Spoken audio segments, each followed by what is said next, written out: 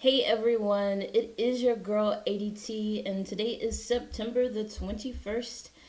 This is Talks with A, and you can follow me at AeeDeeTee. It's like the security system with two E's in between. I'm going to go ahead and start this show off with one of my favorite, most dope poets, spoken word artists, Biggaveli, and this is the system. Enjoy.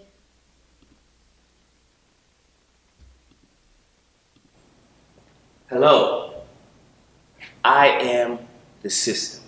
Would you like to put in an application?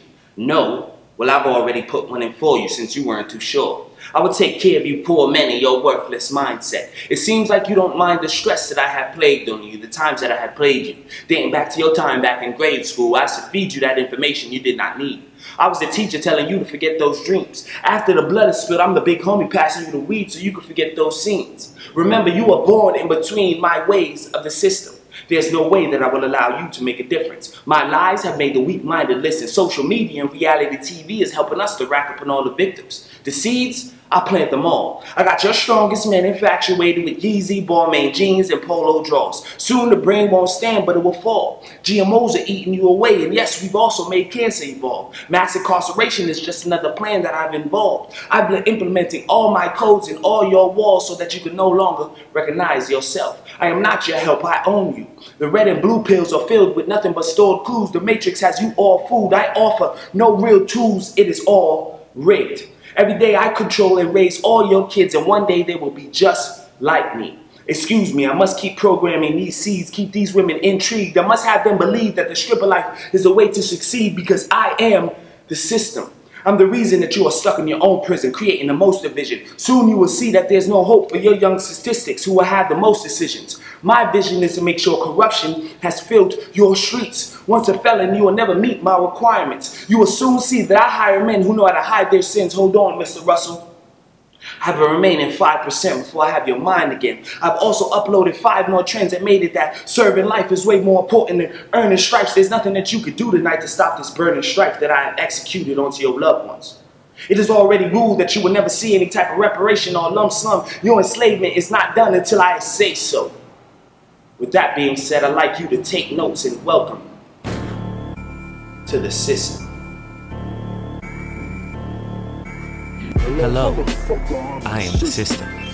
Would you like to put in an application? No? Well, I put one in for you since you weren't too sure. I will take care of you poor men. Alrighty. Now we're gonna go ahead and get into our call. And I'm gonna be hitting up Lola today. And if you would like to be a part of this, you can just send me a message. Or you can follow me on IG. It's at AeeDeeTee. Send me a message and we can get you situated.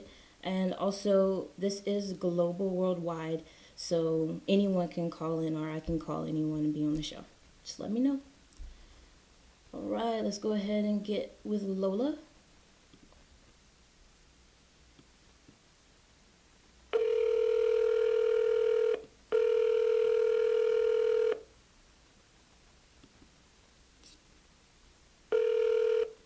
Hello? Hey Lola, what's up? Nothing much. How you doing tonight? Pretty good. How are you doing tonight? I'm doing well. So you ready to talk?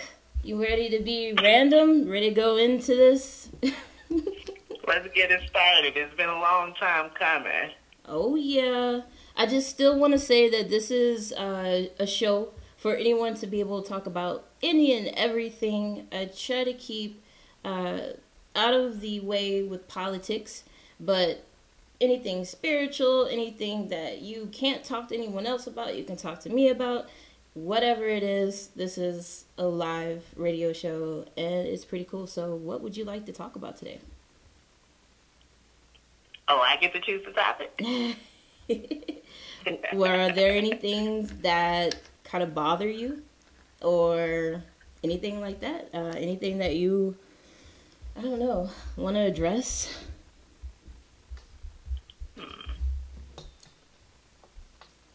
Well, I guess we can, let's talk about maturity and growth. Okay. and how we go about finding our growth and our maturity. What point in life do we come to some sort of understanding where it's like, okay, I need to do this. I need to take this next step in my life. And then how do we take those steps? Or how does a certain person take those steps? Maybe tips on that. Okay, sounds great. It sounds like we could go in many directions with this. Spiritually growing, physically growing, mentally growing, emotionally growing. Oh, this could be a long conversation. Yes. So do you want to pop it off? Sure. So I guess I'll give a rundown. I'm 29, and I'm sort of in my stage of, I guess it's time for me to grow up and kind of mature even more by finding myself, finding a stability point for me personally, forming some sort of foundation, and I'm just kind of trying to maneuver through it all. So right now, trying to relocate to Georgia, and so a little bit unstable at the moment because I don't necessarily know what's going to take place. Trying to find employment in that direction from Florida to Georgia. And for me, I'm kind of like a planner. So I'm trying to get things organized so I don't take anything too hastily and I possibly make a mistake. And, yeah. Well, I mean, it's always good, especially when you're moving state to state. I remember when I moved from Alabama to Georgia, I had a plan. It was really, really fast, but I circulated everything, the whole move around a plan. So that's definitely good that you are a planner. So what are the biggest hurdles that you've been having with this move to Georgia? I want my same salary. Just to be honest, I make a pretty decent salary down here in Florida, and it's taken me 4 years of continuous raises, continuously being active within my company to get to where I am. Mm-hmm. And the issue that I'm honestly running in as I try to make this transition is a lot of the companies, they don't want to pay you what you're worth. They read your resume, you have a phone interview, and you get to the salary question, and you're like, well, this is what I'm making now. And I have literally had 2 or 3 interviews where the offer is like $10,000 less, like substantially less than where I am. And I'm like, that's not even comfortable living. I don't know, in my mind, I'm like, that's not even comfortably. You can't live comfortably with what you're trying to offer me. And that is the biggest hurdle. And then, of course, hours. Like, I'm very used to working like a 40-hour shift, but a lot of people want to run you in the ground. And I guess it's like starting all the way back over. And then I'm kind of in the position of, do you want to really start all the way back over? Is this the best move? And then I'm like, well, yeah, my family's there, so this is the best move for me because that is my support system. Right. Being down here by myself, I was thinking about it the other day, actually. I was like, if I have a flat tire, if I lock my keys in the car, like say my battery goes dead and I need to jump, I can't call anybody here. I don't have a support system here. So that's why I was like, I got to get out of Florida regardless. But at the same time, I don't want to try to take a quick job just to have some sort of employment, and then all of a sudden I set myself back salary-wise, because then when you try to start looking again, oh, well, we see you went down. This is what you're making now. And, I mean, a lot of employers look at that. They look at why you go from one to the next. And for me, I don't want that to really be a stipulation whenever I decide to go from one employer to the next. So you say you've invested 4 years already in Florida at your company, and now what you're looking for out here in Georgia is like a $10,000 job decrease of pay? Yeah, I literally had like an offer. It was like 38,000, and I was just like, no. And you know what was funny about it was I thought it was going to be substantially more because it was one of those 6 a.m. to 6 p.m. shifts. So it was already 12-hour shifts, right?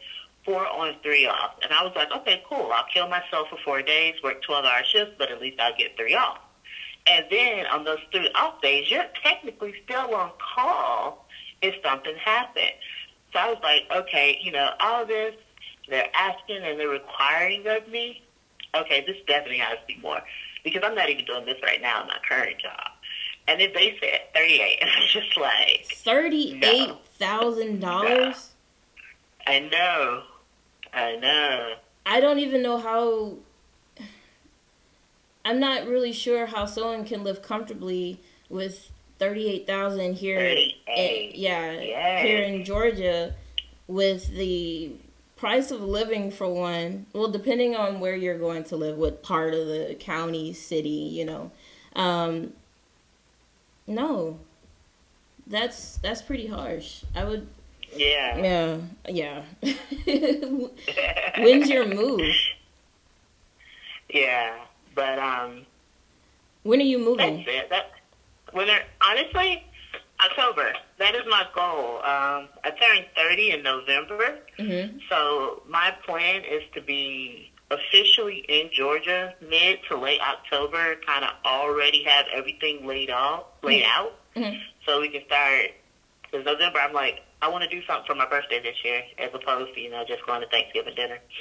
Yeah, there's nothing wrong with that, but I'm gonna put good vibes out there for you. I know you personally, and I know you're a very hard worker. You're super intelligent, and those are really great combinations for any employer. Yeah.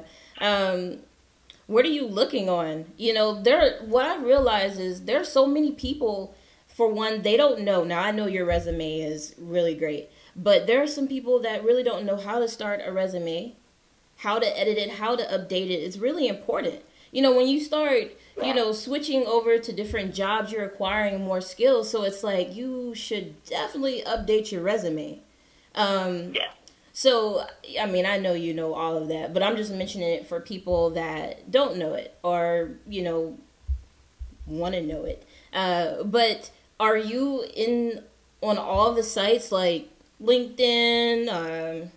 Have you submitted your resume on all of the sites there? Yeah, actually, I literally, it's funny you mentioned that. So I was on Indeed, LinkedIn, ZipRecruiter, Career Builder today.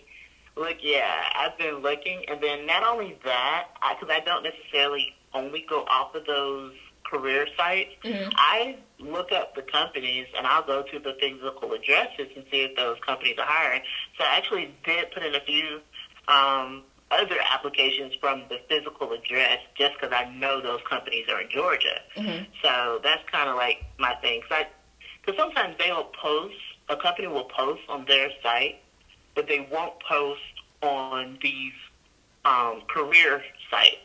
And I guess a lot of times it's like word of mouth. But at the same time, if you're not physically there to get that word of mouth, then you just have to kind of hunt. And actually, I have an interview set up. Actually, I have a couple, but I have one that is set up next week. So I'm really hoping, fingers crossed, that is a positive interview and we can go somewhere from that one. So we'll just see. I'm going to send out some positive energy, some positive vibes, speak it into existence type of thing right there. Absolutely. And, Yeah. One thing that I do like, I'm not searching for a job right now, but one thing I do like is the premium version of LinkedIn. They give you like a free month trial. What I like about it is it pretty much puts you out there for whatever you're looking for, and then you actually are able to directly contact these people. I don't know. It's pretty cool. And if anyone's in the IT field, dice.com, it's pretty awesome as well. Just dropping some knowledge here. If you don't know, now you know. But yeah, sorry. These are things that, I use or I have used in the past. And this whole purpose of the show is to be able to educate, learn, and inform. So I just want to say thank you for being on here so far. I know we're not done at all, but I'm super excited. But yeah, definitely. You definitely can speak that into existence. And that's another part of growth as well. Oh, yeah. Oh, yeah. Like, people don't understand the significance of the power of the tongue. And it's not just what you verbally speak that comes true or could come true. It's also what you're thinking. It's your inner voice as well. Because you have to have, like, a train of thought that's going into a positive direction, because then what it happens is it raises your vibrations and your frequency. And if anyone knows, if you don't know, everything is energy. So it takes a certain person to understand that if I'm grabbing this right here, I'm grabbing a ball of energy. So anything around me, it's like a wave. It's a wave. You can just speak it and believe it. It's like you have to train your mind to say, okay, no doubts. I'm putting it out there. I'm going to get it. This is my goal, and I'm going to achieve it. So I know for sure. Yeah, absolutely. Are you a manifester? Do you like to manifest things? Most definitely. I've always felt like not only when you speak it, but you see it, you feel it. Like for me, I literally get an energy about whatever I'm feeling. It's, I guess it's my instinct, my gut, that tells me I am doing the right thing. And it produces an energy within myself. Mm-hmm. I don't even know how to explain the energy, but it's a positive, uplifting feeling. And so I definitely believe in speaking things into existence. It allows me to feel it, and it guides me into the direction that I need to go. Right. So, yeah. And that little voice that you're speaking of, that's your higher self. That's your gut instinct, your intuition. And you have to believe in yourself. You have to believe for all of anything to be able to, manifest. And that goes for negative things as well. If you sit here and you're butchering something that is not positive, negative things can manifest as well. So it's super important. It's super important to keep those vibrations high. What do you do when your vibrations may be a little low? Do you have any things that you do to kind of uplift you? Gracious. Okay, so my own, personal thing is I'm a musical. I guess music is uplifting. For me, Christian music is uplifting, I guess because it just has a positive message. Mm-hmm. And then as well as reading others' success, that is uplifting. Because I was actually, I was reading an article today about children who made a way from nothing. And I think about the fact that I'm blessed. I don't necessarily have nothing. I don't have the best of everything, but I'm not in a predicament that another person is. And I have to take those blessings. I put myself, or I think of myself in that other person's shoes, and I don't necessarily feel I should always be down. So I might listen to a musical song, or honestly, I might talk to a family member who can put me in a completely different frame of mind. It's just speaking, and then as well as speaking positive,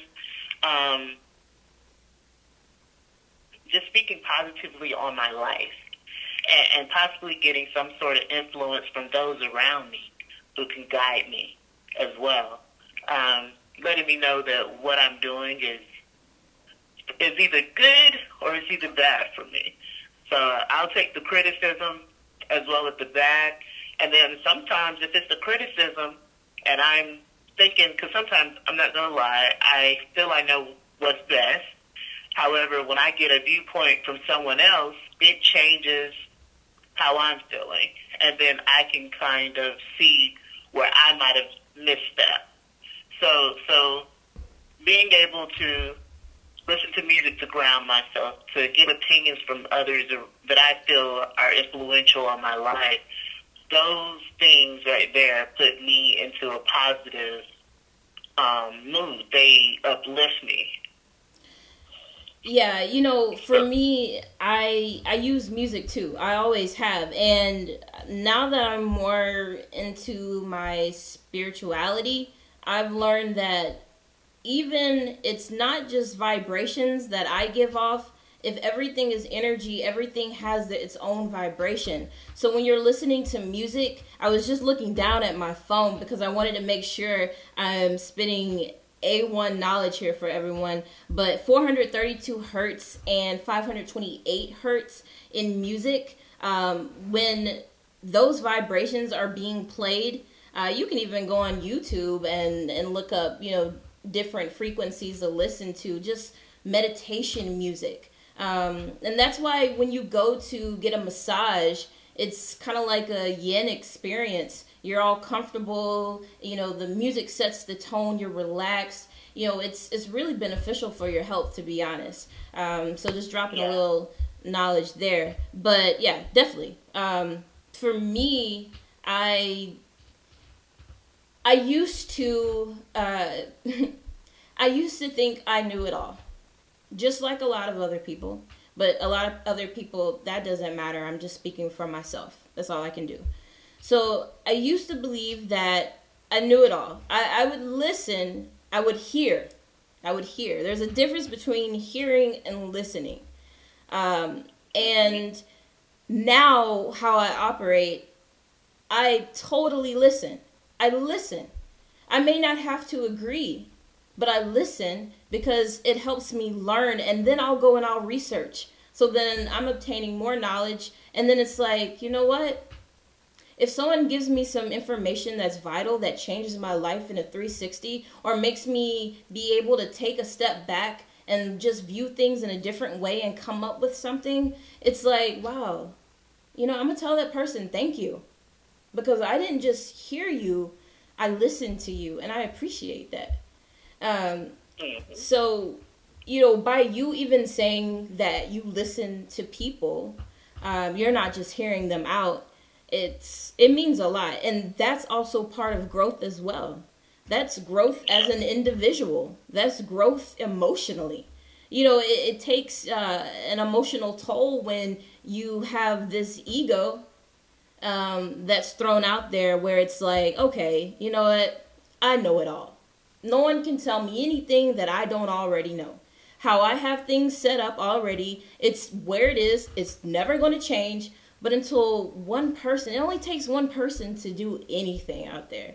And I used to say this all the time because I wholeheartedly believe it.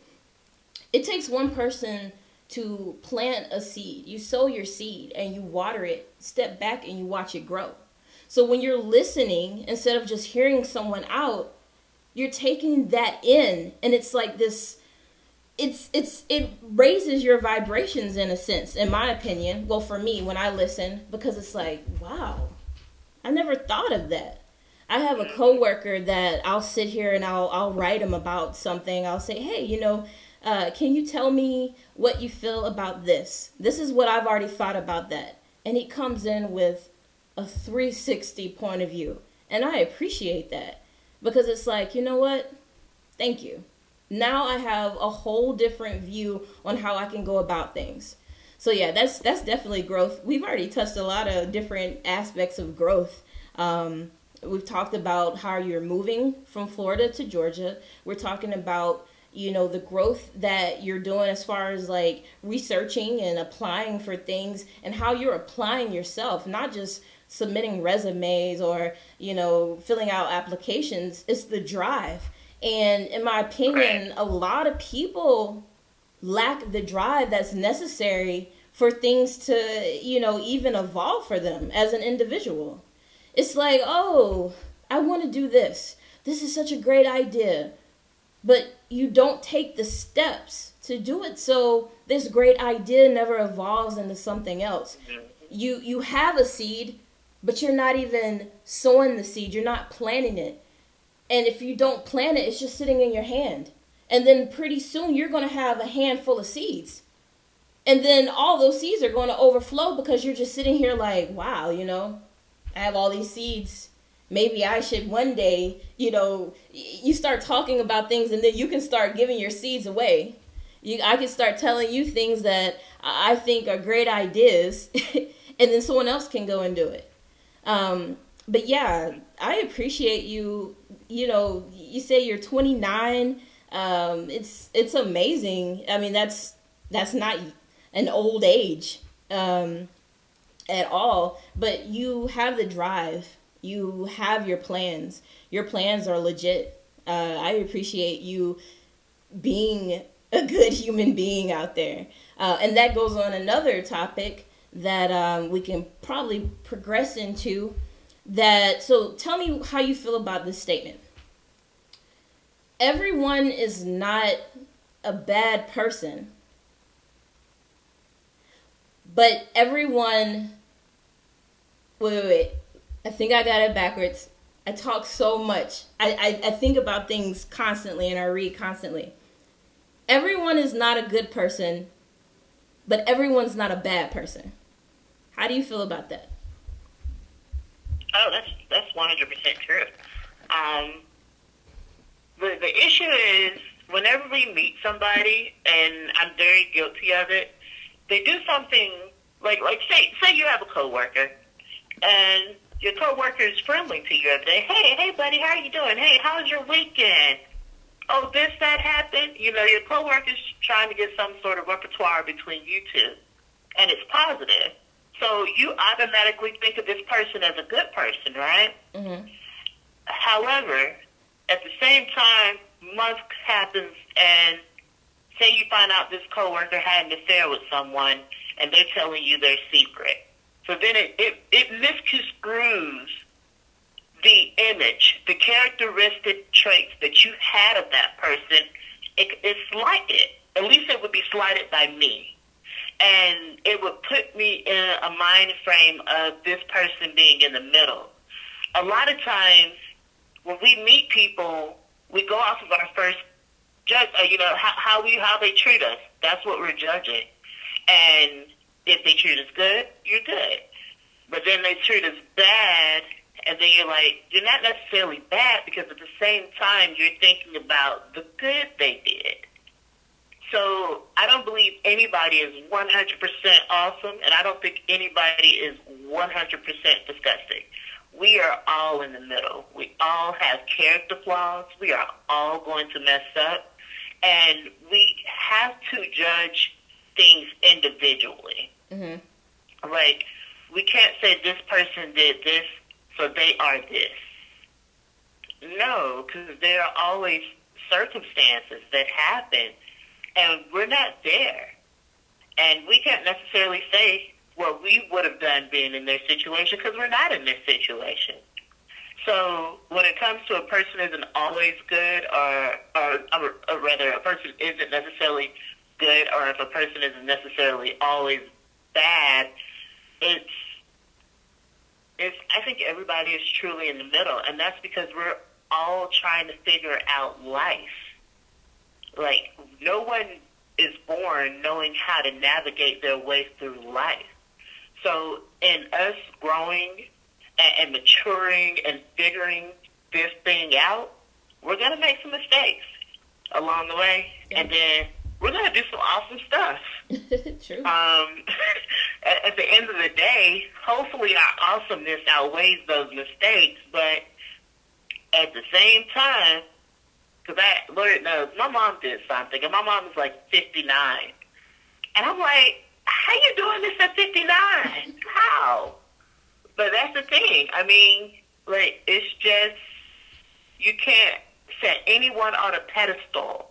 Because I did. I put my mom on a pedestal for a long time. My mom was perfect, and she knew everything, did everything right. And actually, my mom was, like, really my first, heartbreak of that whole scenario thing. Because my mom was like, she's awesome.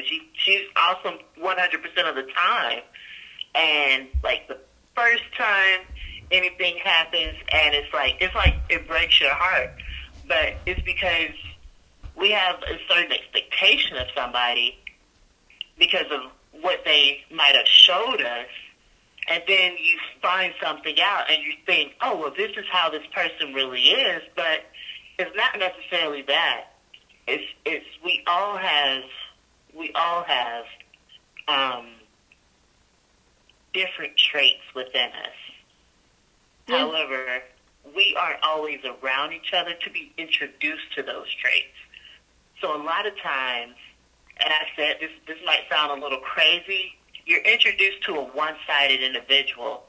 When I'm at work, I'm quiet. Nobody knows I'm there. When I'm around my friends, I'm loud, and I'm sometimes the center of attention, and I'm doing crazy stuff. And when I'm with my family, I talk intelligently.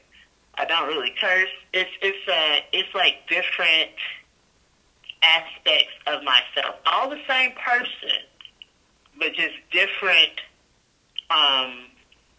like characteristics that you yourself, like you behave differently in each setting.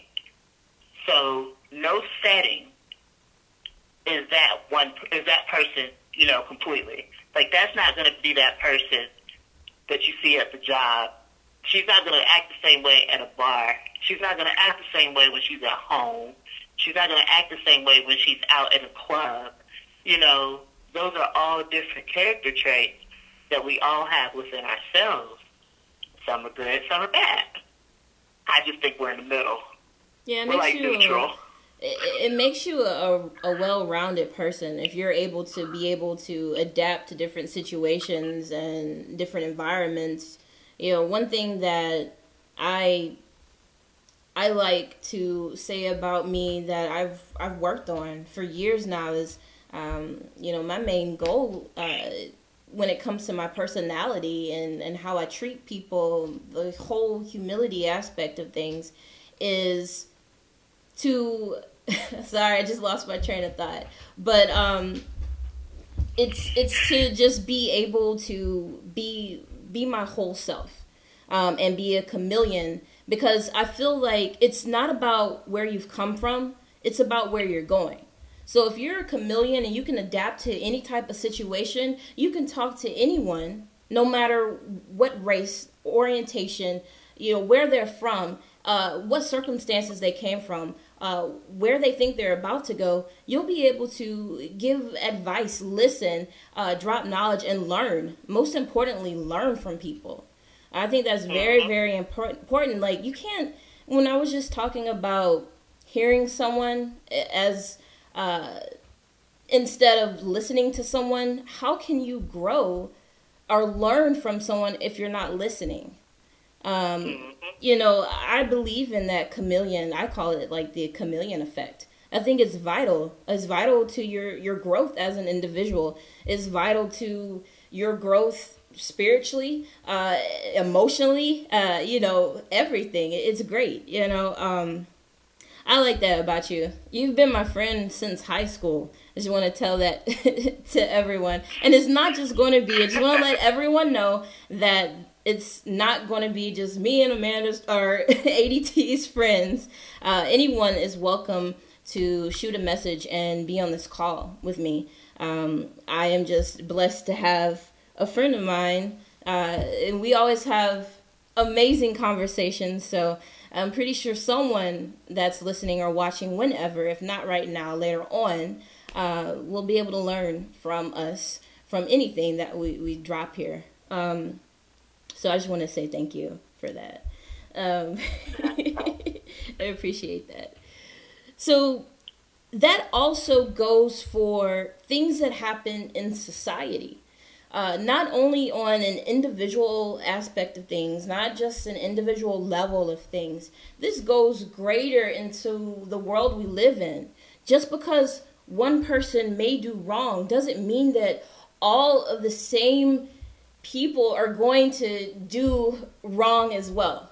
And I don't even want to say people that sounded weird, which is why I was hesitant of saying that. But it's also like a race thing. You know, this show is super positive, so everything is going to be positive. But you can't sit here and say, oh, well, because so-and-so did this, because I'm watching this happen on TV and a group of people did this, that doesn't mean that everyone is like that. And that goes for every race. That goes for every orientation. That goes for any type of quality that anyone possesses.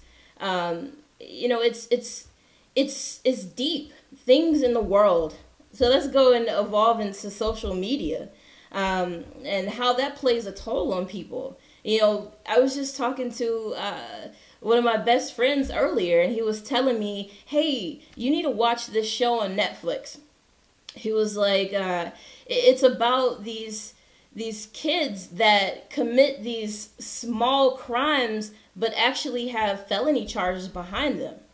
And for instance, the first episode was some kids that were in high school in the Division I or school, and someone put something in the Kool-Aid or the lemonade in the cafeteria.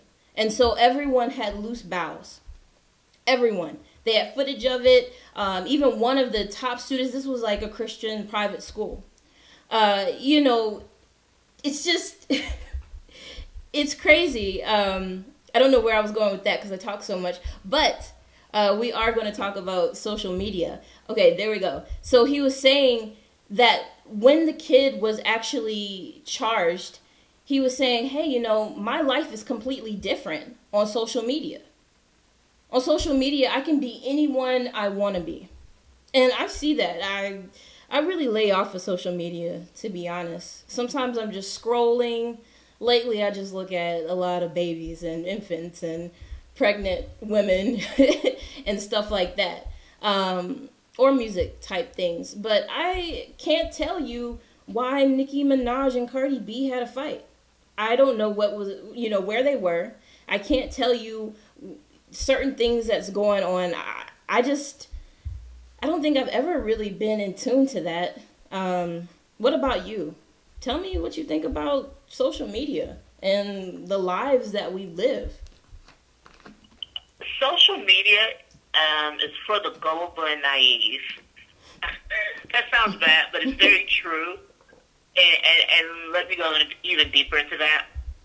So a lot of times when we're on Facebook, we come across articles, a lot of pages that put out what I call, or what everyone calls fake news, scams.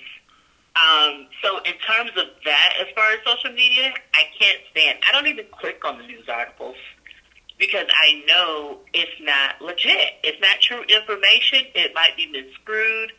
And then especially when I'm reading a headline and you misspell the headline, you can't spell the headline. It's like, no, just no. But you know, people aren't even looking for that. People are more interested in whatever drama is about to be displayed, whatever is about to be seen within this meme, that they don't even take, you know, the chance to say, wow, they misspelled that word. It's bad. No, because I guess I'm really bad at that. I look at the punctuation. I look at how they spelled it, and that's just, that automatically tells me no. The only pages that I'll actually read as far as the news are my Orlando News. That's one of the pages I watch. And if it's not a true news station, and even then you sort of have to be leery of news stations because those are opinions. The newscasters are giving their opinions on issues. Now, when they're flat out telling you what's happening, okay, cool. But a lot of times, those are opinions that they're putting out there, and that's what you'll get on social media. You're getting opinions from everybody. You're getting opinions from the world, and I guess it's, in a way, I can't necessarily down social media too much because I know there are people that are lonely. I know there are people that don't have friends. They don't have an outlet. They sit in their house all day, and their one their one way of reaching out is through social media. The only thing I say, do it honestly. Don't pretend to be something you are not, and I just don't care for the people, I guess, the catfish. I hate to use that word, but it is. They're doing one thing, but they really are another. So as far as social media that way, I think you can be misguided. And like you said, you can truly create an entire life on social media. And unless somebody knows you, like, they have to take what they're seeing on social media as who you are, what you're saying. And they're going to believe that. So in terms of, like, I'm not trying to make, like, I don't use social media to make friends. If I don't know you, I just don't know you. I'm not trying to go out and find anybody. At best, my Facebook is, like, for me to be nosy on the timeline and look at people's success. And I'd be like, oh, girl, you got a house. You got a car. Good for you. You pregnant again with baby number 3. So that's what social media is for me. And I have actually, like, I've thought about really disconnecting my Facebook lately. Because that's the only thing I have. I don't have anything else. I don't care for Twitter, Snapchat, Instagram, none of that. I only have Facebook. So I was like, I really thought about just disconnecting it. But then I just be like, but I'm going to miss that one message that I get in a year. And then they're going to be like, where are you at? Or somebody's going to be trying to contact me. And then I'm not going to be able, because that's actually what has happened. Somebody has randomly reached out to me from my past. And I'm like, I guess they either lose my number, lost my mom's information, and then I'm like, okay, well, I guess it's good I had a Facebook. But other than that, no, it's not necessary. I don't think social media, in my opinion, is a true downfall. It has made us even more isolated, lonelier, and more, I guess, like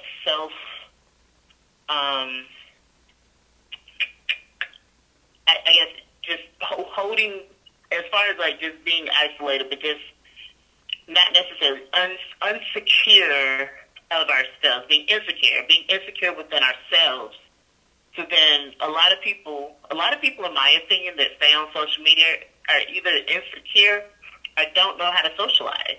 Like, and that's funny that it's called social media, yet we don't know how to socialize.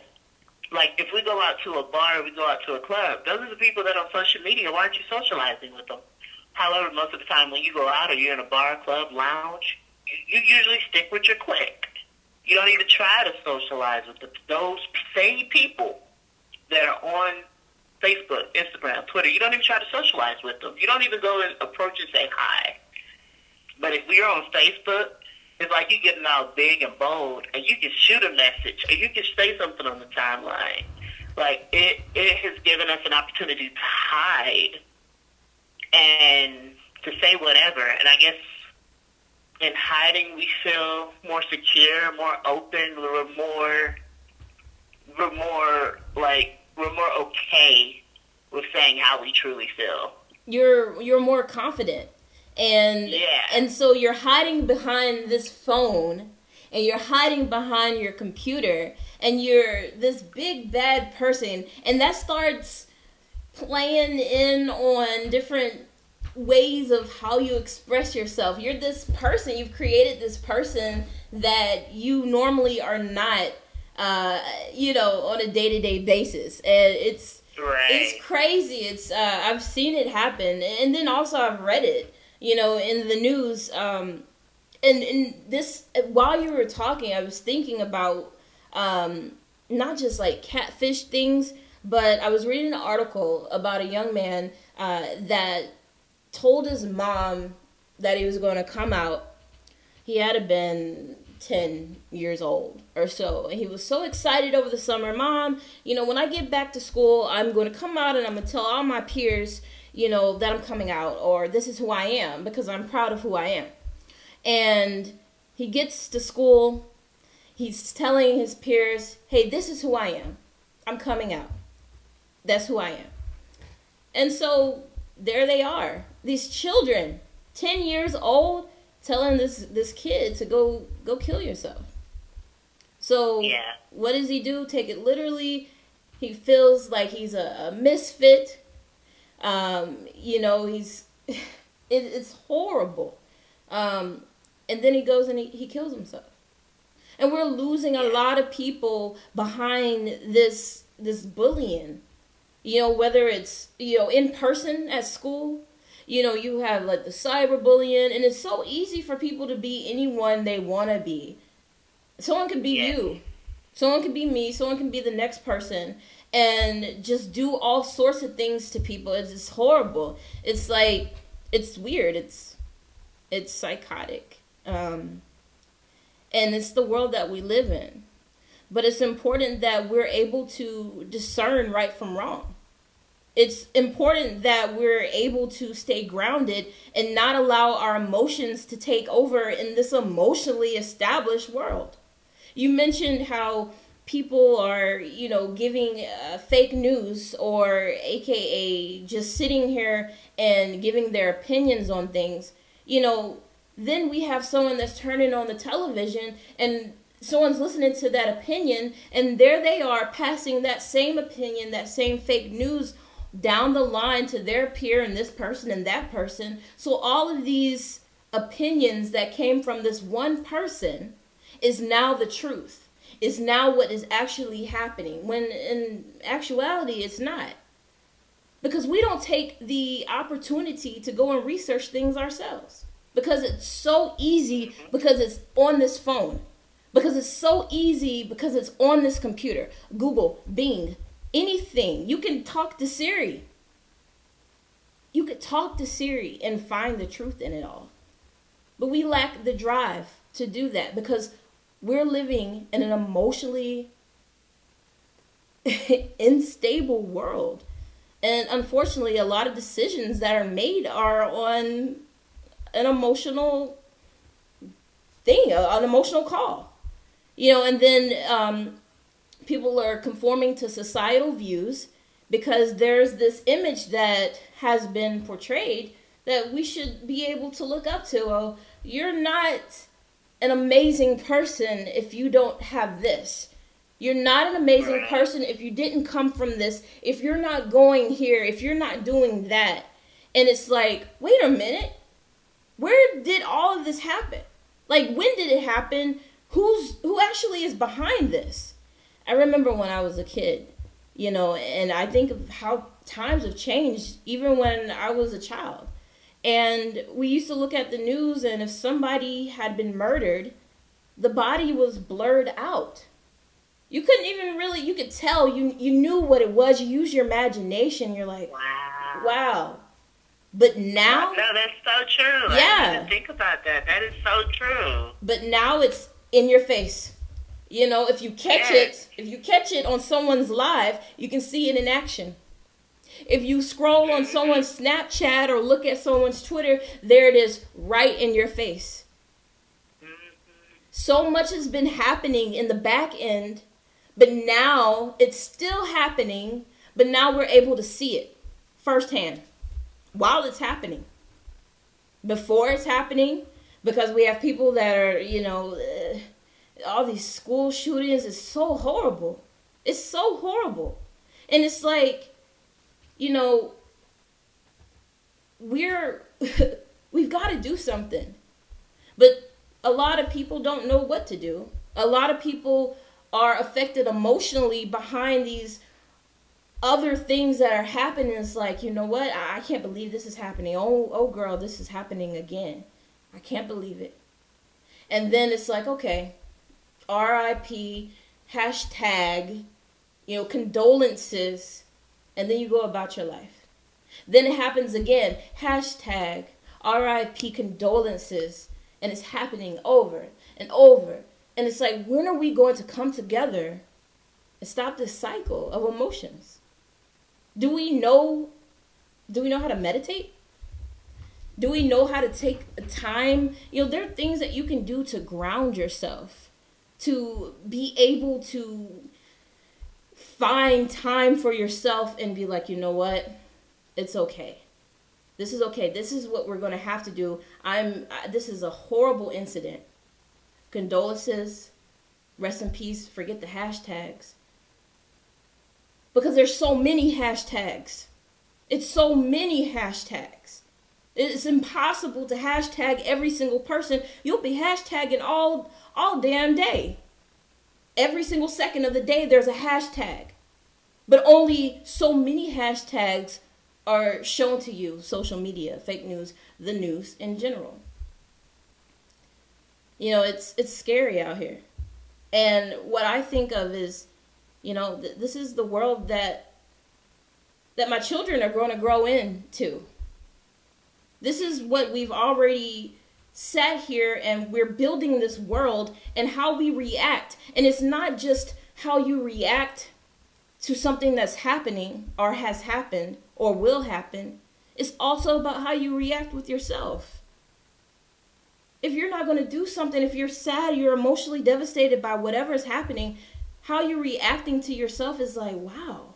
If you have to step out your own shoes and take a look at yourself and how you're handling situations, it's like, am I doing the right thing here? You know, it's just, I don't know, it's scary. And then for me, on a spiritual level, if you even religious, you know, if you believe in reincarnation, if you're going to come back, this is the world we're coming back into. We're going to grow up into this world. Really? Would you, at now, sorry to interrupt, would you now want to live in this world a second time? Well, given the chance. You mean if I were reincarnated and brought back to this world? Reincarnated. Hey, hold on. You're reincarnated, given the opportunity to be a spirit or to go through life again. Being a spirit to watch over those, you know, God or whatever spiritually, or to go through this life again knowing that you're coming back here. What would you do? What I'm trying to do right now. I'm just trying to send positive vibes and unconditional love to everyone. You know, even going live streaming with this show. You know, I'm going to have other guests that have, you know, more spiritual, you know, discussions and stuff like that, but it's scary. Right now, I would say it would be very scary for me to come back and grow up in the world that we live in. I think it's so as well. And from that, you know, discernment, from that answer, it's like, you know what do I have to do? Because again, that goes back to my whole planting a seed. It only takes one person to sow a seed and water it and watch it grow. If one person, just like social media, this is social media, but we're using it in a positive light. We're not here downing people. We're not here saying F this and that and so on and so forth. We're here encouraging people to do better. To allow people to hear that, hey, you're moving from Florida to Georgia and this is what you've done. And if you are going to move from this state to that state, hey, have you done this? This is your checklist. It takes one person. You're that one person right now. I'm that one person right now. And the people that are on the other end watching this now or whenever, yo, this is your checklist. This is stuff that you could be doing to make yourself a better person, to grow in many aspects of life. Right now, it would be scary as hell to come back into this world, especially as a child. There's so many issues going on with children. And it's not just, you know, school shootings. Peer pressure, this and that. You know, so then a lot of people, they have the topic of discussion, hey, well, you know, this comes from the home. But at what point can you say, hey, well, this child is of age? You know, and then now I have to go back on that because it's like these children are telling people to kill themselves at 10 years old. Children are getting pregnant at 9 years old. Children are way more grown, or they think they are, because they're exposed to the world that we live in. It only takes one person think, to do something better. Go ahead. I think social media has made children grow up too fast, though. Yeah. I think it's definitely been a toxic, acidic attack on the children, or on the child's mind. And I think about growing up and 9, 10. I didn't have a smartphone.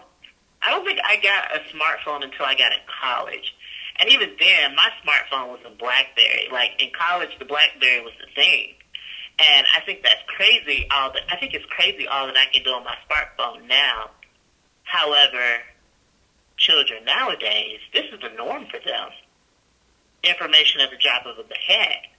Social media at the drop of the hat. They're exposed to so much.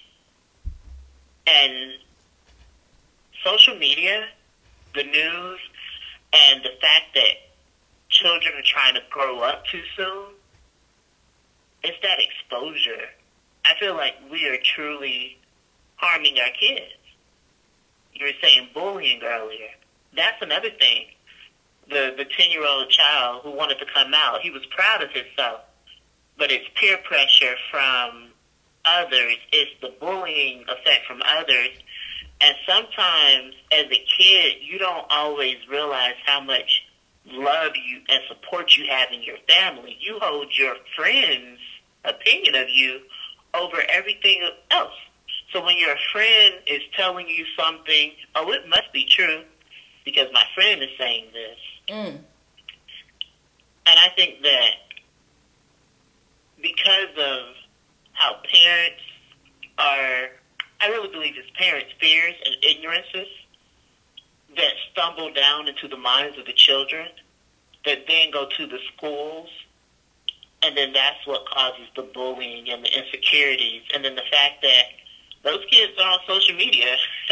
I think it's my ex-partner, Sir Kid, he was 7, and he has the iPad, and he's on the iPad, and he's doing this, and he's doing that, and I'm just like, and this is at school, I'm sorry, he was on the iPad at school, and I was just like, wow, so your whole school got a class full of iPads, so all the kids at 7 in 2nd grade are being taught how to operate an iPad, how to maneuver it, how to get around things, right? Mm-hmm. So your mind is already working at 7, and you're already being exposed to this stuff at school, and being on the internet, you're exposed to so much more. It's just an insurmountable amount of information that goes into these kids' heads, and they don't always know what's wrong or right or how they really should feel. Sometimes it's from the adults around them. Sometimes it's from the kids around them. And then a lot of times it's just from that older kid who they feel is right, so they become a follower. And that peer pressure does get to them. But I think if we could go back to how we were coming up and not having that exposure to social media, not having that exposure to tablets and the World Wide Web, I think that'd be like going out to dinner. I went out to dinner like a few months ago, and it was a table of children. You know, every single kid at that table had a tablet. Had a tablet. Every single kid had a tablet. And I'm like, okay, cool, your kid is quiet, but is that really how you want to eat your dinner? You really went out to eat, and it was like 4 children. All 4 of them had a tablet, and I was just very surprised at it.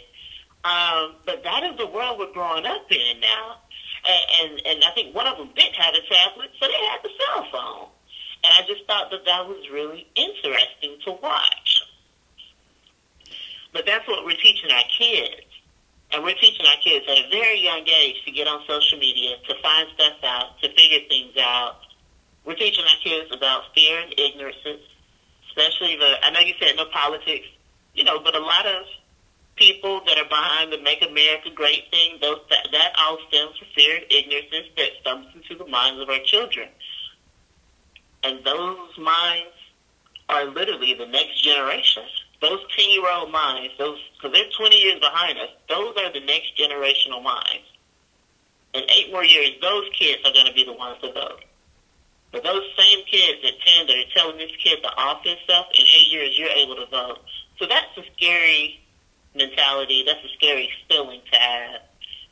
And then the fact that that kid is telling that other child to do this, that's even scarier to know that that's possibly stemming from the parent. That those are the own parents' prejudices. And those prejudices have stumbled into their children's minds. Now, with me, when it comes to the iPad situation, so I always believe that there's a negative and a positive aspect of any type of situation. I also am a firm believer that too much of anything is not always good. Because I'm drinking water right now. Well, it's alkaline water, for the record. I'm trying to only drink alkaline water. Just some knowledge there. We could probably come back to that at some other point. But at any rate, too much water, you can drown yourself. Internally, you can drown yourself. So too much of anything is never good. It's never good. And there's always an up and down, a good and a bad of anything. That's just me. And that also stems from my whole chameleon effect, how I try to be able to place myself in situations, to be able to adapt in certain situations, to be able to receive this message from someone that isn't like me. Because we are not the same. But anyway, I'm in an IT. So I know that technology is upgraded almost daily. And the world that we live in, without that child having a cell phone during the school shooting, you know, it's important. I remember in middle school, we had a bomb threat. And I called my mom. I had a cell phone. I called my mom. This was 6th grade. It was either 6th or the 7th grade. But what type of cell phone? Was it a smartphone? No, I don't even think we had smartphones back then. Okay, I don't want to diss cell phones, because I had a cell phone at 10 and 11 too. I did too, but it was not a smartphone. It was not internet capable. But continue. So nowadays, you're right. You have to have a data plan to get online. You have to have a data plan. You have to have the internet capabilities to get on your application. So maybe I wonder if there, you know, just how like people that have hearing impairments, and they have the cricket phone for an older generation of people. I wonder if they could make a cell phone that just doesn't have that. Or you could have a smartphone and then your parent can just cut off the data. My mom did that plenty of times to me. Actually, she would just suspend the phone altogether, and I would just be looking at a brick. That's my mom. I love her. Listen, but back on this iPad situation, it's a good and it's a bad to it. It's a good and it's a bad to it. I was dating someone with a child, with kids, with children, and it was great. There's certain things that you can do to the iPad to limit the children from going other places. You could have the YouTube for kids. I thought that was really great. It was strange because they have these shows out there on YouTube for kids where you can watch other kids play with their toys. So, like, kids are watching other kids play with toys. I don't understand that, but I know a lot of kids. I had to research that. I was like, is this a thing? It's totally a thing. It's a thing. But it's cool, though. I mean, it just doesn't shut them up, but they can also be learning as well.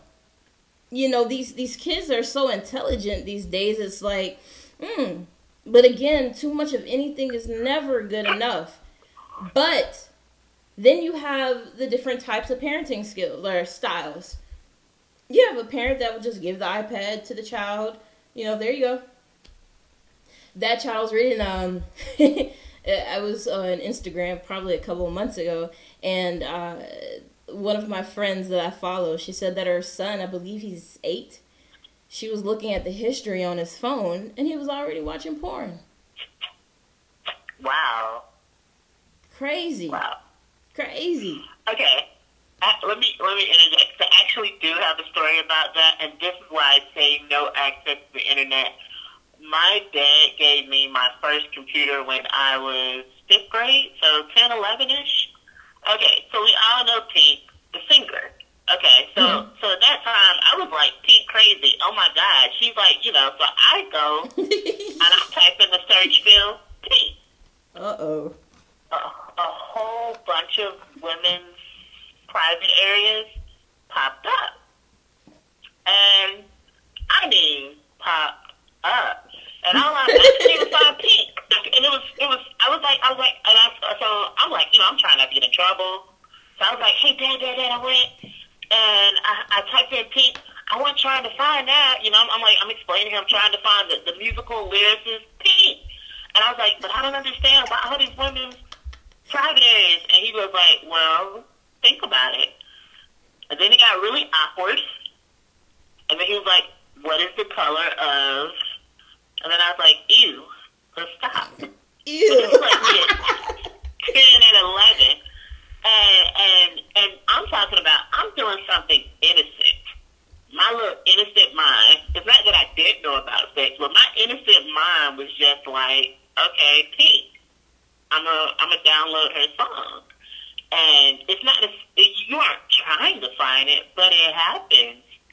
And that's because of the way the internet is now. You can type in something very innocent and, good gracious, something else pop up, and you just like, how in the world does this relate to this? And yeah. So like, Go ahead. I have something to say. I'm trying to remember it while we're talking because I'm getting so excited about it. Go ahead. Sorry. Yeah, right. So, like, I understand. Like, I'm not going to say the kid was intentionally going after it, but this is what happened. Because this was, like, my introduction, and it was that introduction of, oh, this is on the internet, and I can find this on the internet. So me at 10 and 11, with my curious mind, I sort of, that was like my little introduction of visually seeing it, you know? And yeah. And it was very simple. It's typing in Pink. Yeah.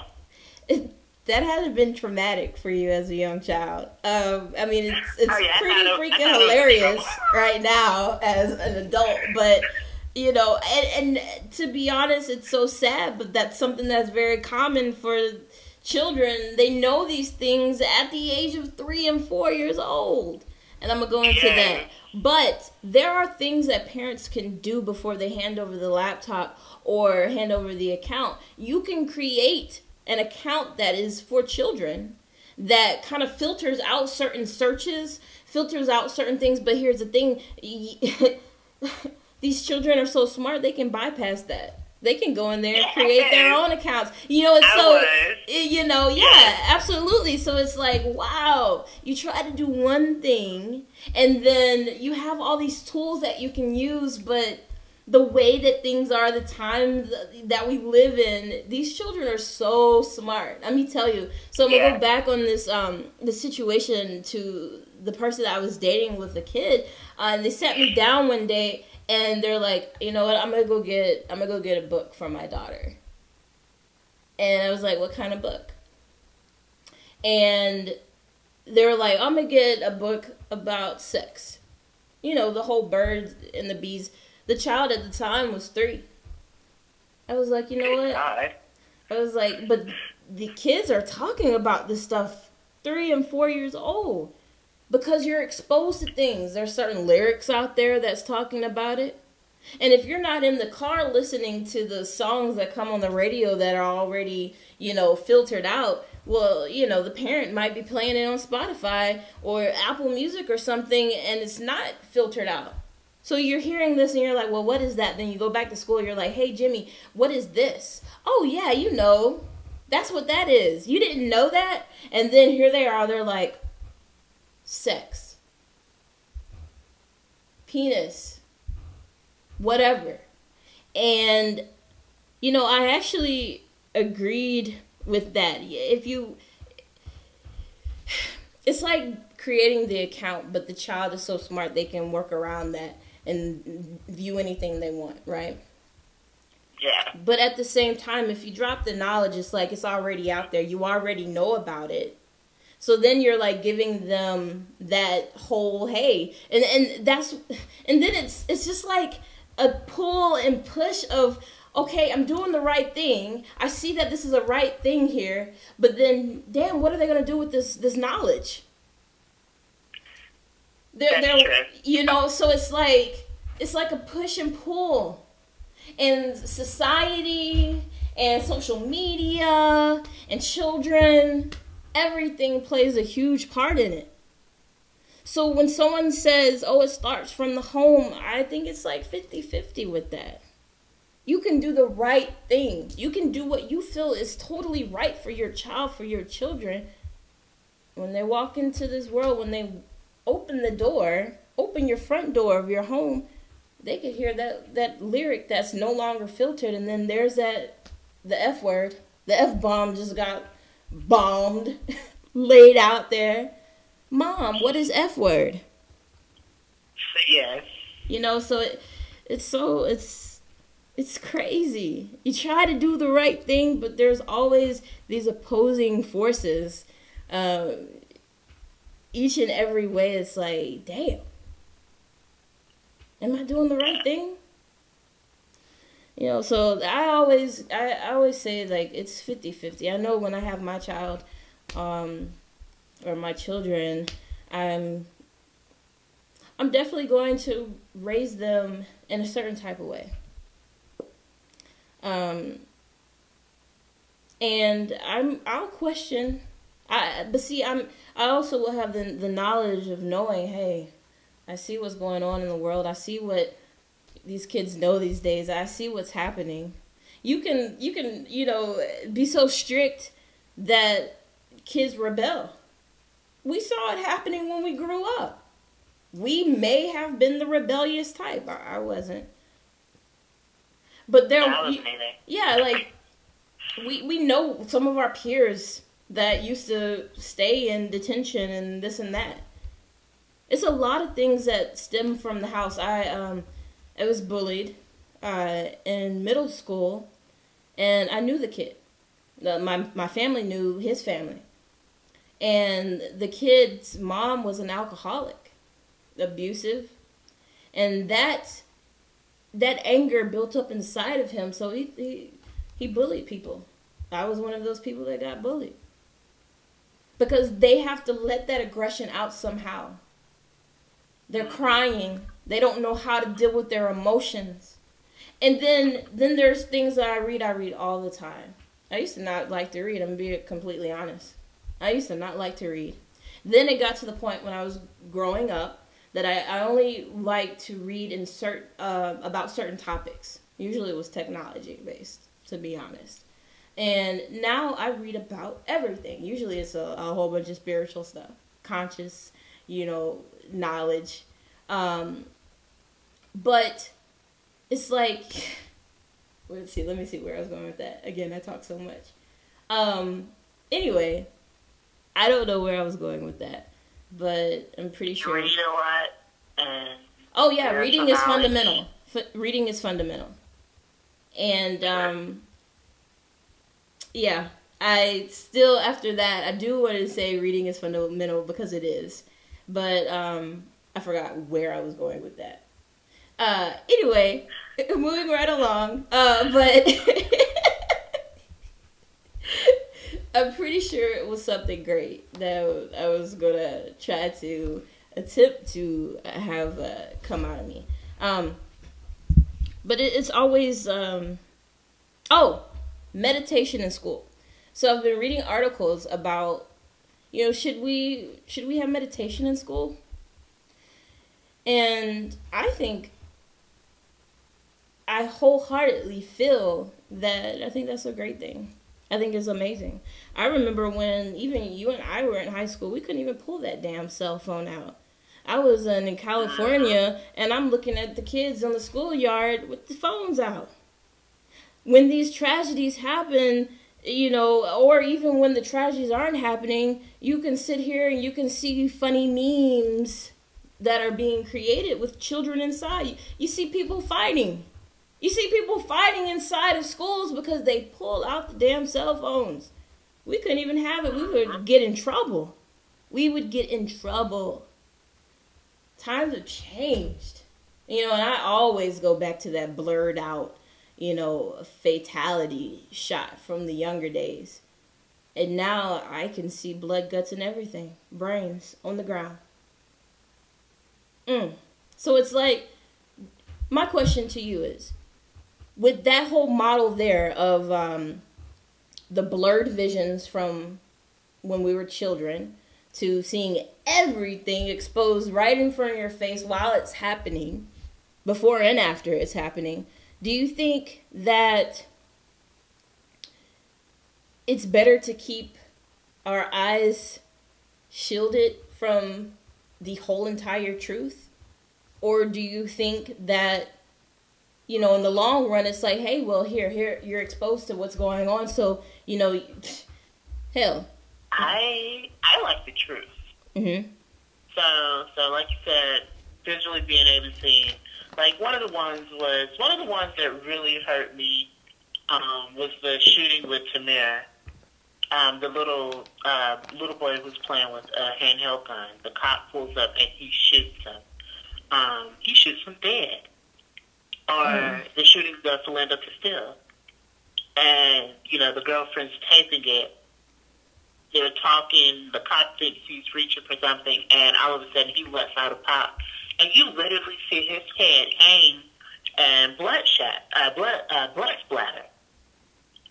Those are real life instances.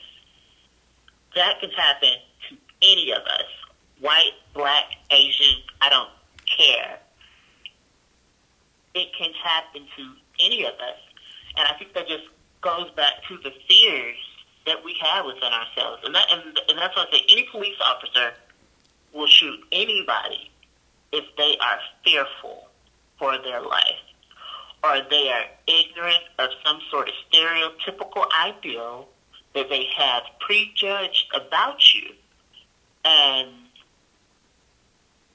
those videos, and gracious, you know, you've seen quite a few of them. I can't think of everyone's names right now, but those videos are just truth. We have to tell the truth about what is happening in society. We need to truthfully be aware that this can happen to us. And we don't need to put ourselves in some sort of made-up bubble that, oh, no, this isn't going to touch us because I live here. I'm in this subdivision. I'm around this group of people, and this is what I do and hang out, and I drive this so I could never be pulled over, or I look this way so this can't happen to me. Because in all actuality, it's happening to everybody. Yep, it's everyone now. Well, it's just that African American, it might be 2 times worse. But however, I've still seen videos of Native Americans, of Asians, of Indian people of descent, and then especially Latin descent being judged. And it's just, especially with ICE right now, that's another thing. ICE right now, a lot of people feel it. I don't know why people take it upon themselves or feel that they are even in the right to say, get out of this country, but that's just crazy to me. Someone that is wearing an Afghan that covers their entire body, you tell that person to get out of this country, learn English. If you can't speak English, then why'd you come to America? Like, are you serious? That's crazy.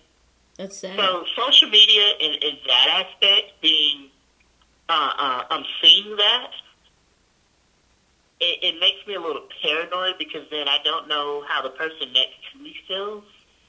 Like, what do you really feel about me? But it makes me aware that there are people out there that feel this way. You can't I treat everyone nice, but I'm not, like, putting myself out there to genuinely be, you know, a nice person to you. Like, if it happens, it happens. But I'm not going to walk up to a stranger. Because I was honestly that kid. I approached everybody. There are literally pictures of me making friends with strangers. I was truly that kid. I walked up to everyone, shook their hand. I would hug you. You know, it's just, that was me as a child. But me as an adult, I'm a little afraid of people. And I'm afraid of their intentions. Because they're not, you know, they're not known. And sometimes they're possibly too known. And it's not that I myself have had to deal with anything. I have been very blessed in this aspect. I haven't had anyone blatantly in my face be racist towards me, but I know it's out there. Yeah. I know it can happen. And I'm not going to be a dummy or ignorant to it. So. And that goes back from what I was mentioning earlier, the beginning of the show, where everyone's not a bad person. You know? Right. You know, just because this happens, just because, you know, and then it goes into titles, you know, different titles that are given in society. These model figures that we're supposed to, you know, look like. This is how we're supposed to act. This is what we're supposed to believe in, and this is what we're supposed to do. This is what we're supposed to eat. This is what we're supposed to drink. This is how we're supposed to dress. This is what we're supposed to say, when we say it, how we say it. This is where we gotta go if we're cool. You know, all of that bullshit plays on a person emotionally. It debilitates people from growing in all aspects of life spiritually. If you're religious, in a religious situation, you know, physically, because here we are, mentally, you know, health. You have people out here destroying their bodies, killing themselves because they want to have this model body. And the model bodies now are fake bodies, most of them. You're getting these injections and whatnot. I don't even know what they're injecting into these people, but at the same time, I remember, I don't know the guy's name, but he was sitting here, he didn't even have a legitimate license that shows you that people don't care about their lives, to even have that drive to seek knowledge as to where you're going. Where are you going to get this shot that's going to inflate your backside? You know, like, he was pumping people with, what is it, Fix-A-Flat? Oh, what the hell? Does that even... I've heard the stories of doctors putting cement. Oh, yeah, I've heard that too. For the ground into the buttock. Oh, goodness. Yeah. That's horrible. That's not right. Yeah. Do we know what we're doing to ourselves? First and foremost, do we know where we're going? You know, it was, I forgot what movie that was, but a young lady was trying to, you know, meet the standards of society, be that woman. And she was a performer, and she went to, like, this broken down Motel 2. It wasn't even a 6. It was horrible. And I know what you're talking about. What movie is that? Injections by the lady. Yeah. And she nearly died. God. What movie is that? Yeah. Macy Gray was the woman who was Yes, Macy Gray was Macy Gray was the doctor. She's gotta have it. Oh my goodness, I can't think of that movie. It was a good movie though. No, she's gotta have it. Oh, she's gotta. Oh man. Was it that? Yeah. Oh, she's gotta have it. The new Spike Lee one. Oh yes. Spike Lee is amazing. I love you, Spike Lee. Mm-hmm. I love you. I'm sorry. I love you. He is great, and it has been for a while. But at any rate, that show was amazing. She's Gotta Have It is an amazing show. I can't wait for season 2 to come out. It shows, you know, and what I appreciate of about him is he stands up for the culture. And oh man, Black Klansman was amazing. Oh, don't say anything. I still have not seen that. You know, I think I saw it on one of those streaming services now. Oh, really? Uh-huh. The other day. I can't even remember. I might look it up. Yeah, try to look it up. It was on something out there. That is phenomenal. I went in with one of my friends, and he and I always go see movies together. And we had a very diverse audience. And he had already seen the movie twice before. Because he likes to repeatedly watch movies that he loves and also supports, you know, the directors and everyone that facilitates the whole production. And I love that about my friend Jeff. He's great. But at the same time, it was like, uh-oh, I wonder what's going to happen. I wonder how they're going to react. Like, that was on people's minds. Everyone was, with certain things happened in the movie, everyone was geared to this one row. It was quite a few people, one row of people, and they're like, we're looking to see how you react to this. That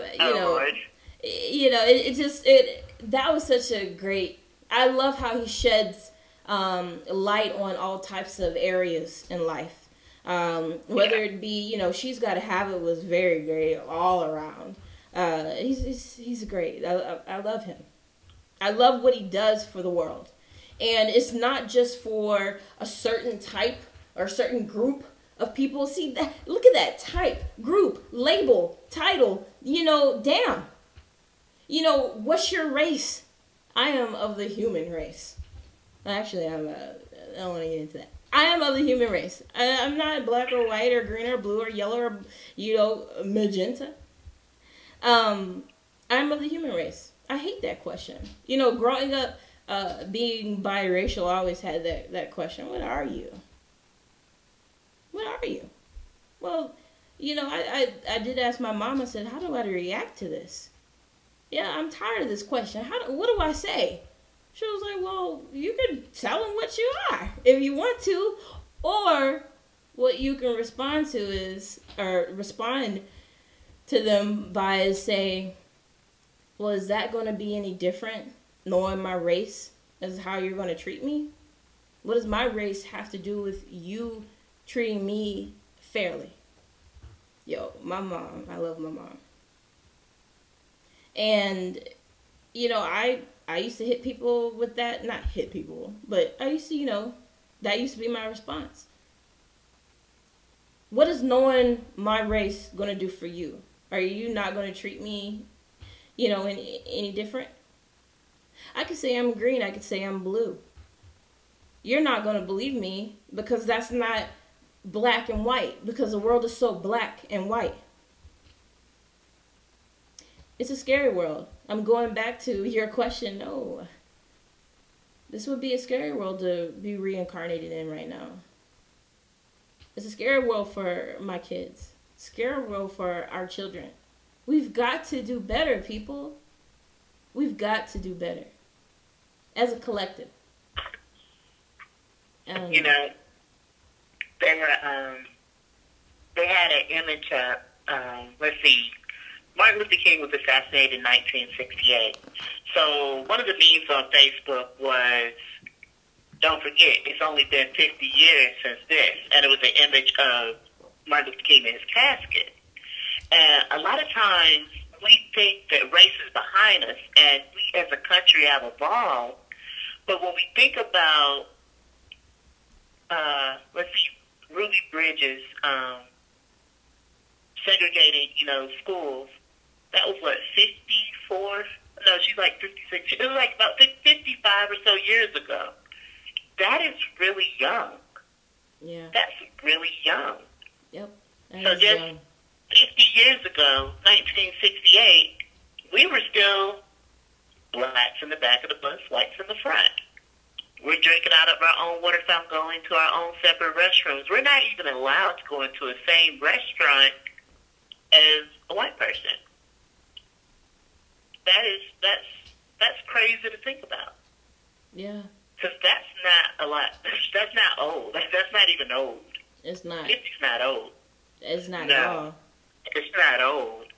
And we have come further as far as I guess, the legalities of it all, like legally African Americans and not even legally minorities as a whole are able to vote, and we're able to go about our lives, and we're not supposed to be judged, but we are prejudged. So as far as we've come, we haven't come really too far. Legally, law-wise, okay, but not really when we really think about the fact that was only 50 years ago. Those same people that were dead set on our ruin are still alive. Those same people that were in those places of power, they're still in those places of power. And their children and their grandchildren are in those places of power. So when we think about how far we come and how, oh, I can do this, and my ancestor, went through such and such so that I could live and I could do this, it's like we still got to continue to fight. I feel like police brutality and the injustice of it all, that's just another fight. But it's our generation's fight now. Okay, we were able to get past being able to marry another person of another race. That's a thing. We're able to vote now. We're able to go as we please. We're able to be in the workplace around others, join the military, fight for our country. We've come a long way, but yet it's like our ancestors sort of passed the torch, and we got to keep going. Yeah. So, let's see. I don't even know. I don't even know how long it would take. I don't even feel that 50 years from now, I would hope it would be better, but I feel like 50 years from now, it's going to be the next generation that's going to be fighting for something, because people are always going to see race. They're always going to stereotype a certain race, put them in a box, and that's what that race is to that person. And the question is, how do we break that? How do we stop that prejudging before you get to know? How do you already have a total idea of somebody before they open their mouth, but you've already made up their entire character just by looking at them? Just by looking at them. That's what they did back then. We're doing it today. That's just, I don't even know. I wouldn't even know how to break that. And I don't know how we would teach that. I don't know how you teach someone to be comfortable around others. Because at the same time, I can't say be too comfortable, because not everybody has your best. Some people are just white, black, whatever. Some people are just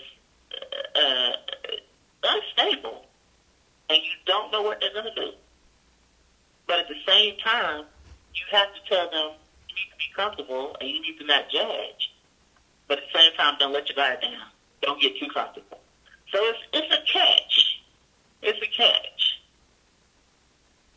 And that's why I don't always know if we'll ever really move forward, because we can tell someone, hey, don't judge this person because of how they're dressing, and then that person open their mouth and they're exactly who we think they are. They are exactly what we are judging them for. But it's like you have to change your mind. You have to change your mindset. I don't know if that's just being more open, that is maybe being relaxed within yourself, finding some sort of peace. What about something just so simple, like love? Do we know what love is? I know everyone wants to say is, you can't define love. Or what about respect? You don't have to like this person, that person, or the next. But what about respecting them? What about holding that door open? You can have that, that fist, that tight closed fist if you want to. But it takes more energy to be negative than to be positive.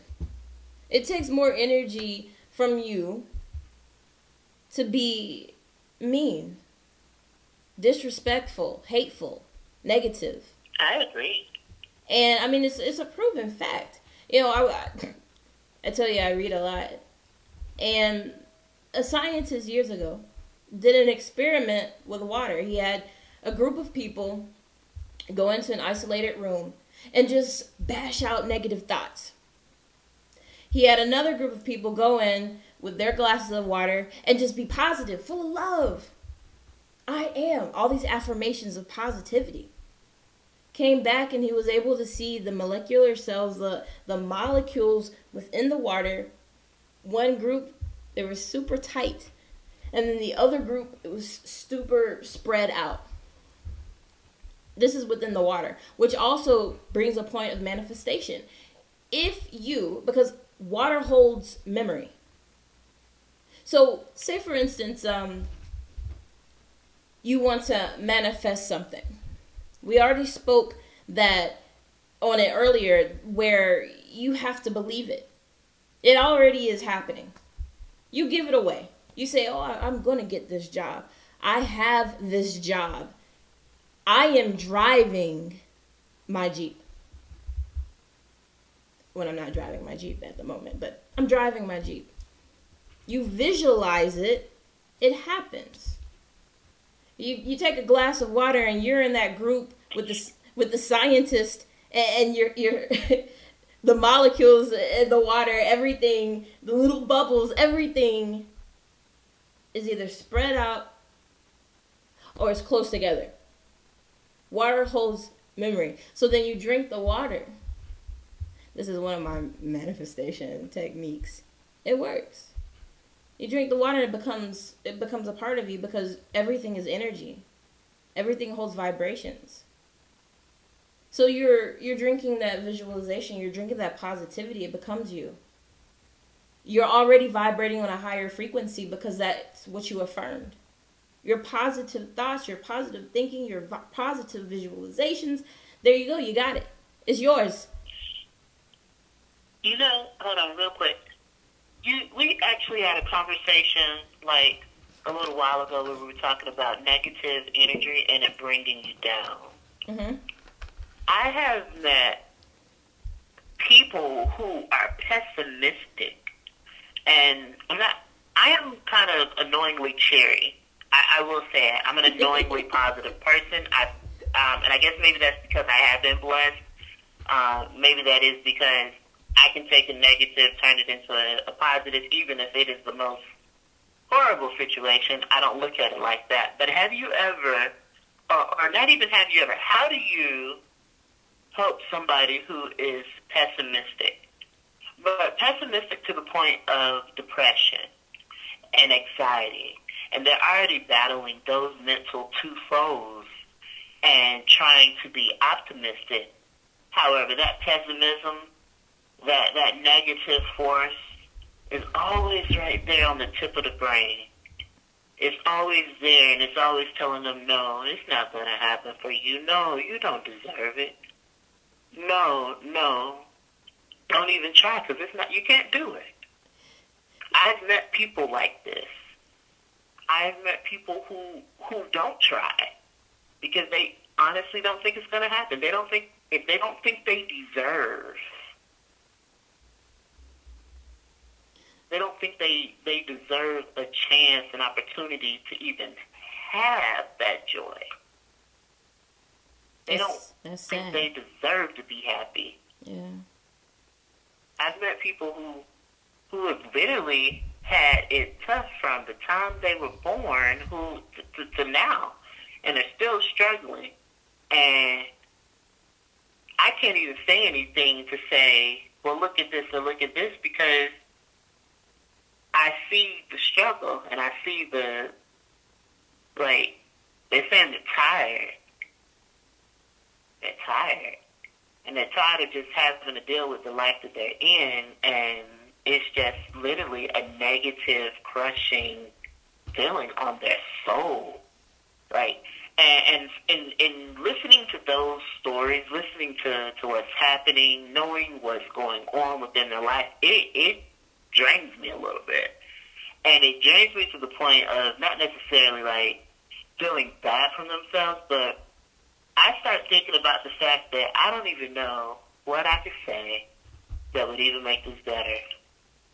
I couldn't make it better because they're still dealing with depression and anxiety and attacks from their past.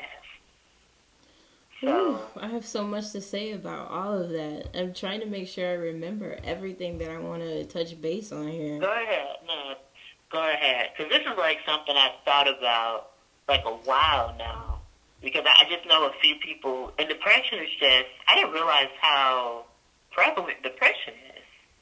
I have met several people who deal with depression, and in terms of dealing with depression, they deal with panic attacks, and they have anxiety.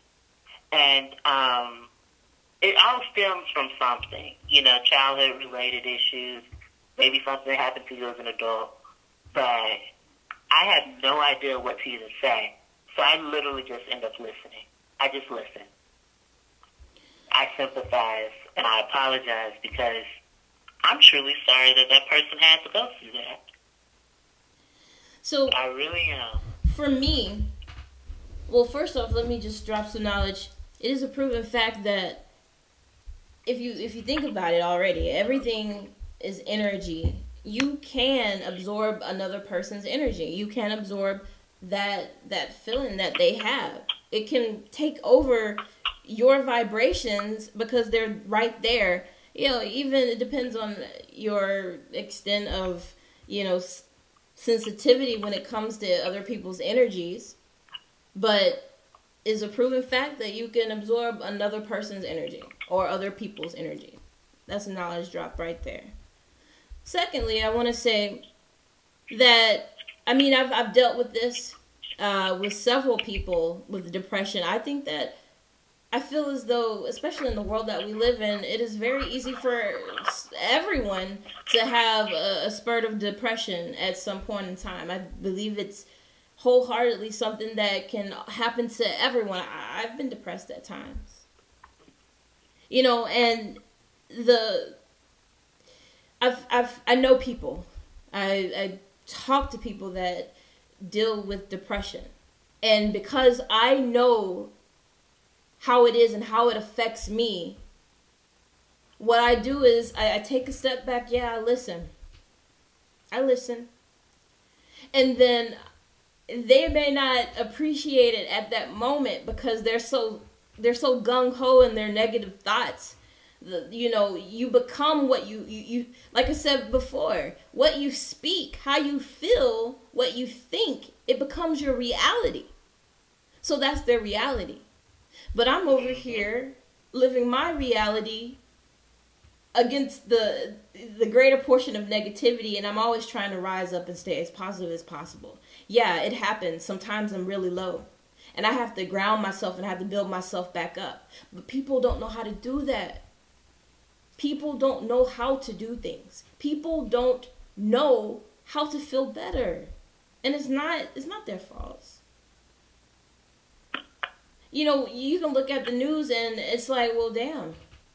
All I'm seeing is all this negative shit.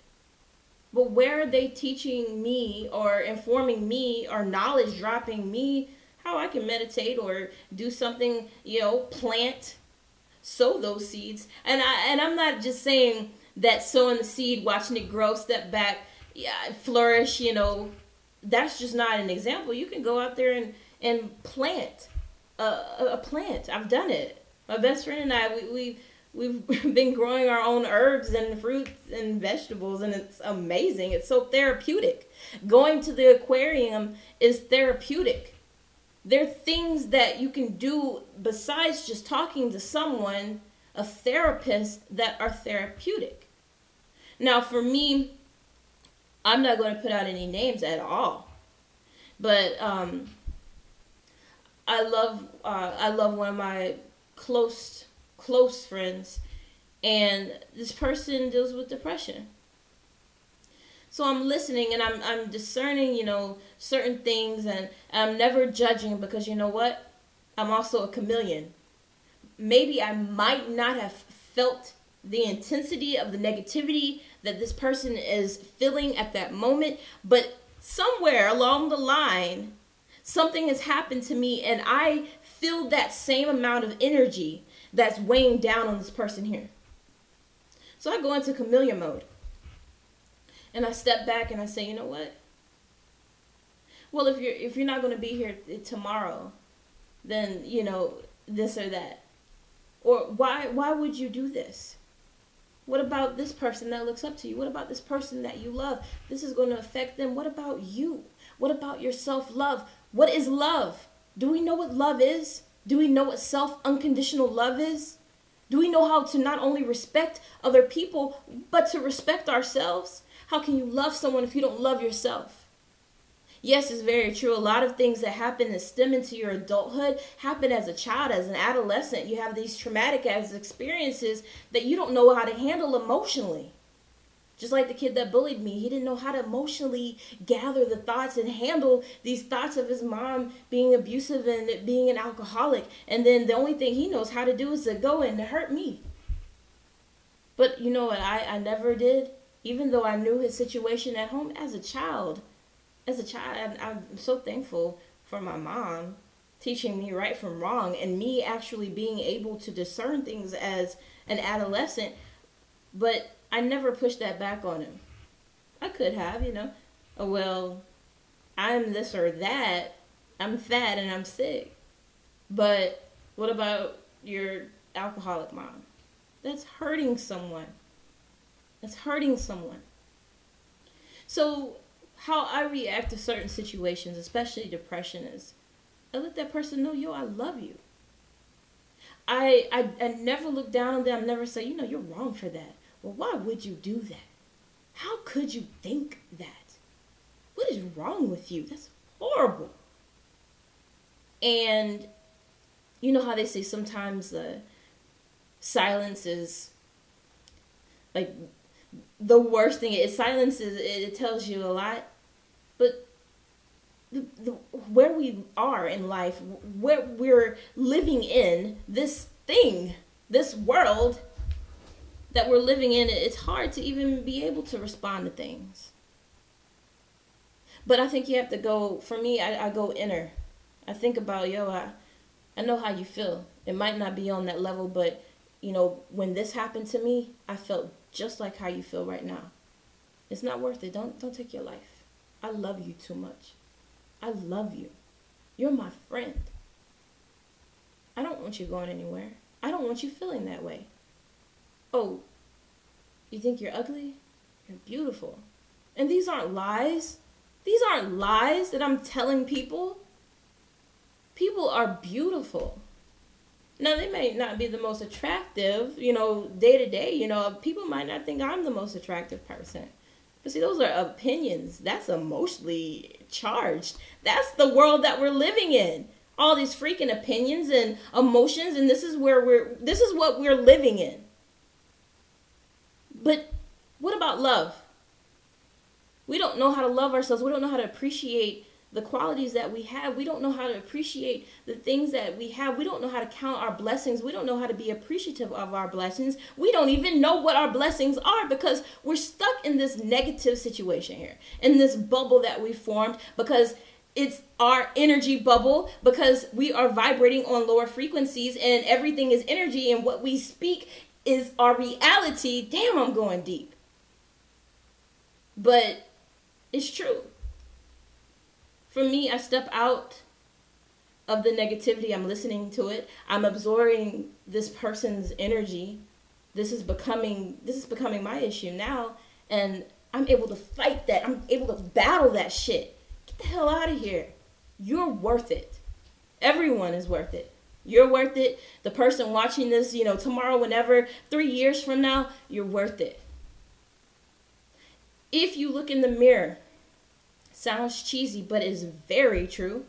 Look in the mirror. Give yourself some affirmations. I am worthy. I am loved. I am beautiful. I am ... You know what I do? I love to see people smile. I think a smile it's amazing. I love to see people smile. If I could hug everyone without fearing for my life at times, I wish I could. I wish I could hug everyone.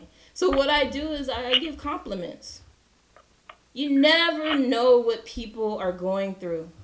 You never know it because we don't know how to emotionally express it. We don't know how to channel this negativity and make it a positive situation.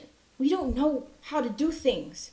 And social media, this and that, this person, that person is not helping us in any way to become better, to be able to grow intellectually, mentally, spiritually. However, growth is a level, different level of things. There's levels to this thing. It's true. So for me, there's a long answer.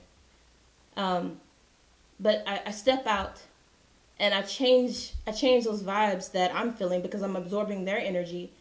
And I let them know, yo, you are worth it. This here, well, what about this? I give them a different viewpoint, a different perspective. Well, if you did this, well, what about that? How is this going to be without that? Because without you, this is nothing. You know, it gets hard out here. It gets hard, especially when people don't know or they lack the drive, but usually it's just they just don't know how to do things. They don't know how to not be negative. There may not be positive influences in their life that they can absorb this positivity around them and, you know, be vibrating on higher frequencies and everything like that. You know, it's a lot. It's a lot that's going on. But most definitely, a lot of things that play into adulthood are coming from traumatic as experiences as children. And you don't know how to handle that. People don't believe you when this happens. People think you're lying. Oh no, so-and-so couldn't have done that. You're a liar. Then you're like, well, damn, I can't even talk about the shit. Then you're growing up and you're like, damn, I don't trust this person. I have trust issues. I have this, I have that, I have this, I have that. And it's like, damn, going to your teens, your 20s, your 30s, your 40s. And now here you are as an adult. You can't make certain decisions for yourself because, damn, it's stemming from this one thing that happened as a child that goes through your body and you don't know how to channel that out. You don't know who you can talk to because when you wanted to talk to a certain person about it as a child, they didn't believe you. And now you're this liar. Then who am I? What is wrong with me? Why did this happen to me? These are questions people have. They don't know how to talk to people. They don't know, and they're still angry. They're still hurt. Till this day, people are still angry and hurt from the shit that happened when they were 2, 3, 4, 5, 6, 7 years old as an adolescent. Or right now, I could have gone through a horrible heartbreak. You know, this is just an example. It stems a lot from a childhood experience. But things right now that's happening. People not knowing the truth. People not having the drive to go and seek more knowledge. People not having those positive influences. People like you. You said you have people around you that you can talk to about things where you just don't hear them. You listen to them. It helps you grow. It's levels to this shit. Again, it goes back to it only takes one person to tell you something, to plant a seed. To plant that seed inside of you and say, believe in yourself. You know, you're worth it. I love you. The world would be such a better place if we actually knew how to not define love. Because it's so many different areas relationship-wise. Love is, you know, caring for your child. Love is caring for your family. Love is this. Love is huge. But how can you begin to love someone, especially yourself, unconditionally, if you are afraid to even say, you know what, love is just this big thing. I don't even know how to define it. Love is, you can't define love. You can't do anything in life if you don't take the steps to do it. If you don't know how to, if you don't know who to talk to about it, Just like you're Googling Cardi B and Nicki Minaj's fight or this and that and blah, blah, blah, the next dumb shit Trump is saying, you can Google, yo, wait, what can I do? These are my symptoms. What can I do? What is love? Define it for yourself. Love yourself, and then you can love everyone else. So when you have that depressed friend, if you're depressed, no, you're worth that shit. I may not know you, but I love you. And everyone is not a good person, but everyone's not a bad person. Everything is energy. Everything. It's all about how you are able to react to yourself and not just react to other people. Shit gets deep. Sorry, I'm not trying to be all philosophical and shit. But anyway, we've been on this thing for 1 hour, 55 minutes, 36 seconds. And we've had like diligent people watching. What if the mirror breaks? Sorry, I'm just now seeing this message. So you mean, what if the mirror breaks when you're looking at it? Can you elaborate if you're still in here? Are you looking at these comments, Ola? Yeah, I see that one. Yeah, this person might have left. I have no idea when that came. Yeah, I'm just now scrolling up. I'm so sorry. If you're still on here watching, could you please elaborate? But from what I feel like you're saying, it could be a lot of different things. It could just be someone just talking mess. But nothing's gonna break if you don't allow it to. You know, this person could just be talking mess. Just, you know. But you have to be able to stay grounded. And a few things, knowledge drops. I'm going to do a video. I've had several people ask me about meditation and stuff like that. And I've got several guests that are going to come on, and we're going to talk about things. We're going to show you how to meditate properly. We're going to show you things to ground yourself. Going out in nature. I mean, yeah, sure. It might be hot out there. The bugs and mosquitoes may attack you. But I don't know anyone, after all that complaining, that can say, when I go outside, you know what? I don't feel like a better person. Sure, you can think about the negative aspects, and you can think about the acid rain, this and that. But every time I go out into nature, I feel really good. I'm grounded. Meditation has saved my life from depression. It's about going in. It's about going in. Yo, it's 11:11. I'm about to stop this thing. I truly appreciate you coming on here and talking. We always have good talks. I always love listening to you. It's great. It's great to be able to talk to people. I mean, definitely we got to do this again. Got to do this again. Yeah. Maybe this could be like a Friday this is thing. combo, like on a every other day basis. Yeah, it's true. And sad to say, a lot of people don't have these same conversations with their friends. But that's okay, because they can have them with me. They can have them with you. Cool. Yeah. Anyways, I appreciate you, Lola. And I just am going to cut this with everyone. I am your girl, AeeDeeTee. It's like the alarm system. AeeDeeTee. You can follow me. You can go to AeeDeeTee.com and follow me on anything. You can find me there. It's my website. And when we come back, whenever that may be, I'll schedule it, subscribe, and then you'll be able to follow through. Have a great night, you guys. Have a great night. You're welcome. Thank you again, Lola. All right, good night. Good night.